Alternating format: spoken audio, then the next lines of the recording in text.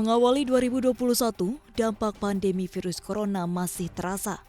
Aktivitas ekonomi belum sepenuhnya pulih sehingga permintaan domestik masih lemah. Ini tercermin dari inflasi Indonesia yang kembali merosot. Badan Pusat Statistik (BPS) mencatatkan inflasi Februari 2021 mencapai 0,10% secara month-to-month. Realisasi inflasi tersebut lebih rendah dibandingkan pencapaian 0,26% pada bulan sebelumnya. Kepala BPS Suharyanto mengatakan inflasi Februari disebabkan oleh kenaikan beberapa komoditas pangan, mulai dari kenaikan harga cabai rawit hingga ikan segar. Dari hasil survei BPS yang dilakukan di 90 kota, didapati 56 kota menghadapi inflasi, sedangkan 34 kota dalam posisi deflasi pada Februari 2021.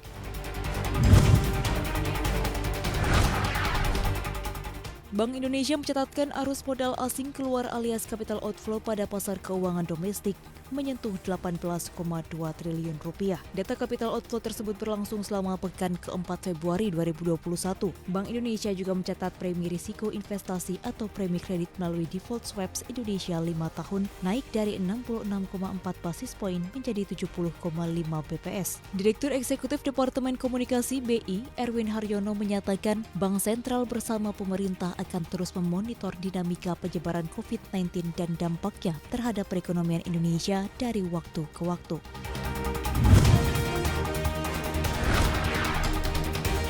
Pandemi COVID-19 yang belum berakhir membuat sektor perhotelan masih menjerit. Pada Januari 2021, tingkat penghunian kamar hotel klasifikasi bintang di Indonesia rata-rata 30,35% atau turun 10,44 poin dibandingkan bulan sebelumnya. Angka ini juga turun dibanding dengan tingkat hunian kamar di Januari 2020 mengalami penurunan sebanyak 18,22 poin. Kepala BPS Suharyanto menyatakan persentase hunian kamar hotel tertinggi pada Januari 2021 tercatat di Provinsi Sumatera Selatan sebesar 45,8%. Sebaliknya, tingkat hunian kamar di Provinsi Bali masih tercatat sebagai yang terendah dalam beberapa bulan terakhir. Di sisi lain, rata-rata lama menginap tamu asing Januari 2021 lebih tinggi dibandingkan dengan rata-rata lama menginap tamu Indonesia.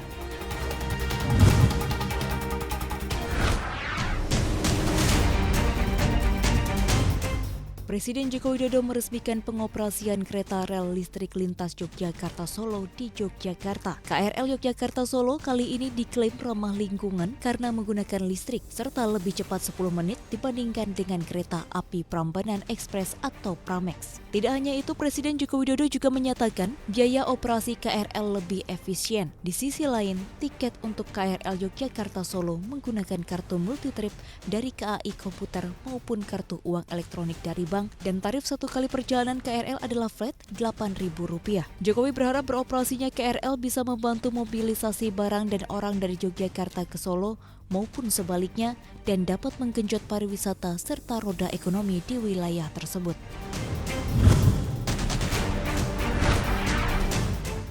Gejolak politik yang terjadi di Myanmar telah menghantam ekonomi negeri seribu pagoda itu. Purchasing Managers Index Myanmar jatuh sangat dalam. Pada Februari, skor PMI di negeri tersebut adalah 27,7.